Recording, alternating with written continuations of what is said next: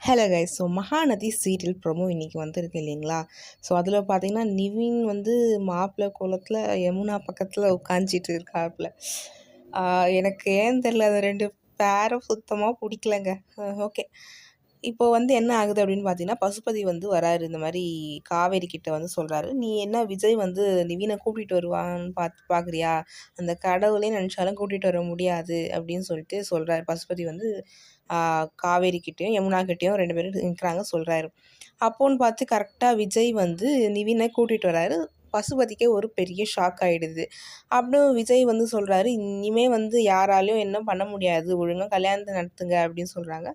விஜய் வந்து பசுபதி கிட்ட, இனிமே வந்து நீ என்ன நினச்சாலும் நடத்த முடியாது, உன் கேம் ஓவர் அப்படின்னு சொல்லி முடிச்சிடுறாங்க.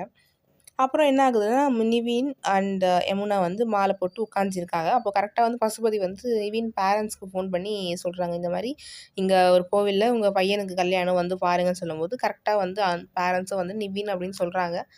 நிவினும் பார்க்குறாப்புல. அவள்தான் ப்ரோமோ வந்து ஓவர். என்னன்னா, கல்யாணம் நடக்குமா நடக்காதானே தெரில.